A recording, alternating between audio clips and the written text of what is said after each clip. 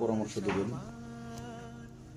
মুফতি আব্দুল গফফার শেখ হুজুর দামাত বারাকাতুহুল আলিয়ার সম্মানিত বড় জামাতা বাহাদুরপুর মাদ্রাসার সম্মানিত শাইখুল হাদিস জনাব হযরত মাওলানা মুফতি সাইদ আহমদ উসমানী দামাত বারাকাতুহুল আলিয়া হুজুরকে ইত্তেফাকুল মাদারিসুল কওমিয়া মাদারীপুর কওমি শিক্ষা বোর্ডের পরীক্ষা নিয়ন্ত্রণ এবং হুজুর মাদারীপুর যে ইত্তেফাকুল মাদারিসুল কওমিয়ার অর্থাৎ আঞ্চলিক বোর্ড যেটা আছে এটার সম্মানিত পরীক্ষা নিয়ন্ত্রক হুজুরকে গুরুত্বপূর্ণ পরামর্শ দেওয়ার জন্য সবিনয় অনুরোধ জানাচ্ছি।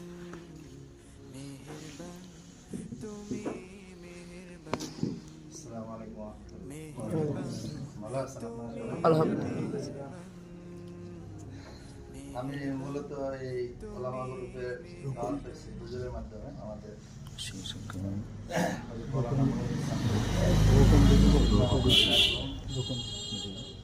হুজুরে এটার সাথে আসছেন। আমরা ওই এক এলাকায় থাকি, পুরস্কার সম্পাদক হুজুরে অনেক দিন যাবৎ শিবচরে থাকেন, আমি ওইদিকে থাকি। তো মনে করলাম যে হুজুর আছেন এখানে আমাদের একটা কনফিডেন্সের আত্মবিশ্বাসের একটা জায়গা আছে, সেই জন্য আমি এদের সাথে যুক্ত হয়েছি। যেহেতু হুজুর আছেন এবং ওলামা গ্রুপ, আশা করি আমাদের সমস্ত কার্যক্রম শরিয়া মোতাবেক চলবে। এটাই সাধারণত আমরা ভেবে থাকি এবং এটা আমাদের প্রত্যাশা। তো আসলে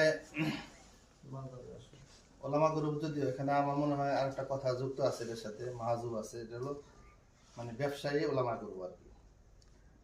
মানে আমাদের এখানে ওলামা ইকরাম যারা আছেন সবাই আমরা একটা বিজনেস করতে চাই, সেই জন্যই আমাদের এখানে কিছু সঞ্চয় করা বা এখানে জমা রাখা।